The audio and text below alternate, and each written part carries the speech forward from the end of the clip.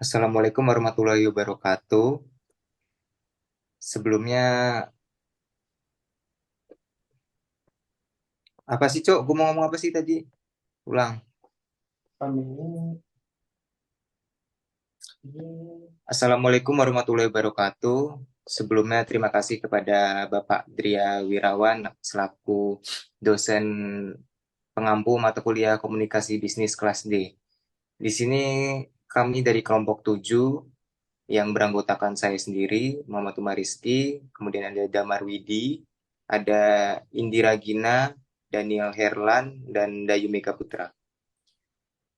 Di sini kami akan mempresentasikan hasil diskusi kami tentang pengorganisasian dan revisi pesan-pesan bisnis. Pengorganisasian pesan-pesan bisnis.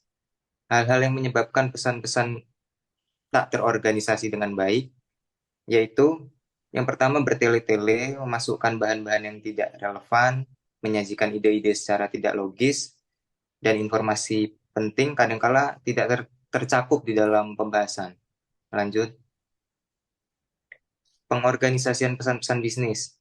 Pentingnya pengorganisasian yang baik, membantu audiens memahami pesan, membantu audiens menerima suatu pesan, menghemat waktu, dan mempermudah pekerjaan komunikator. Selanjutnya dilanjutkan oleh rekan saya.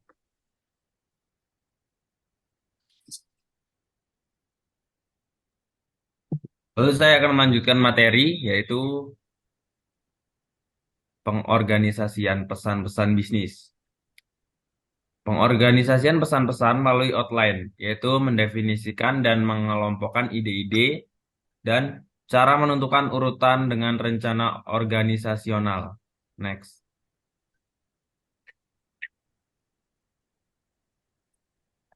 Pendekatan penting untuk menyampaikan materi, yaitu yang pertama pendekatan langsung atau direct approach.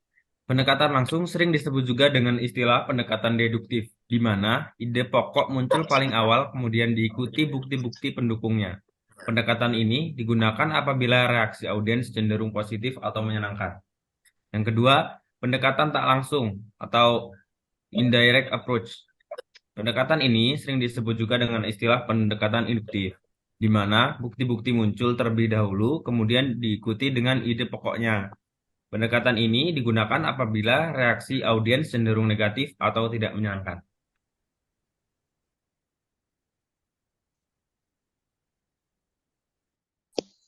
Lalu, menentukan rencana organisasional. Direct request atau jenis atau tipe pesan bisnis yang paling umum digunakan adalah penyampaian yang langsung pada poin yang dituju.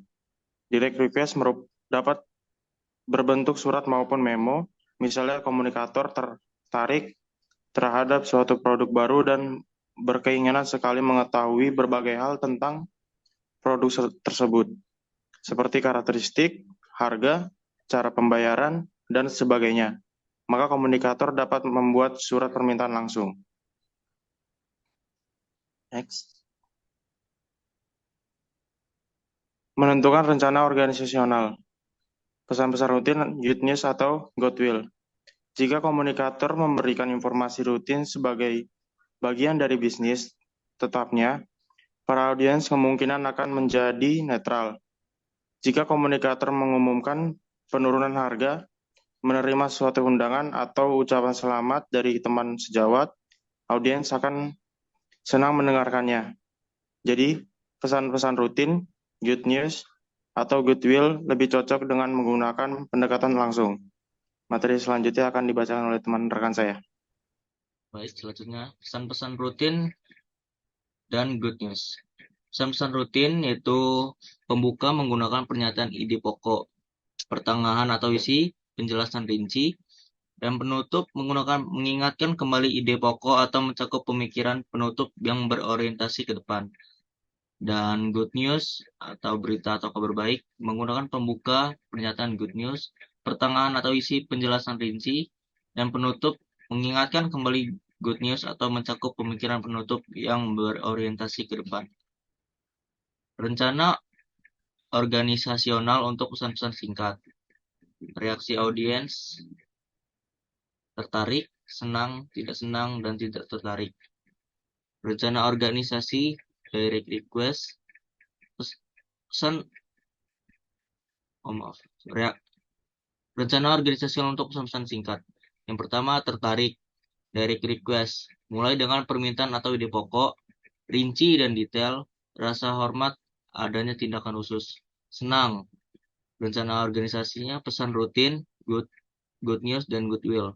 Pembuka, mulai dengan ide pokok atau good news, isinya rinci atau detail, penutup rasa hormat, referensi ke good news. Yang tidak senang, bad news, pernyataan netral sebagai transisi ke bad news. Pembuka, mulai dengan pernyataan netral, menyatakan bad news, dan beri saran positif.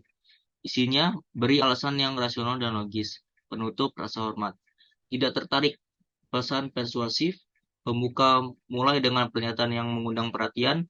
Isi, tumbuhkan hasrat audiens. Penutup, perlu tindakan. Revisi pesan-pesan bisnis. Pesan-pesan bisnis tertulis. Proses penulisan pesan-pesan bisnis dalam berbentuk tertulis dimulai dari penulisan draft. Selanjutnya dilakukan penelahan lebih lanjut dari sudut substansi suatu pesan maupun pengorganisasian, gaya bahasa yang digunakan, susunan kalimat, mekanik, format dan tata letak layout penulisan. Baik, selanjutnya akan dibacakan oleh rekan saya, yaitu Indira.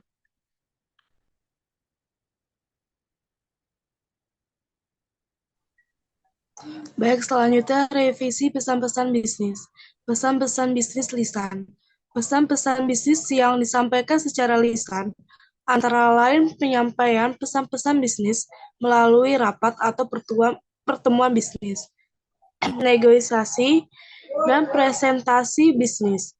Meskipun pesan-pesan bisnis tersebut disampaikan secara lisan, namun diperlukan juga kerangka dasar atau outline tentang substansi pesan-pesan bisnis yang akan disampaikan.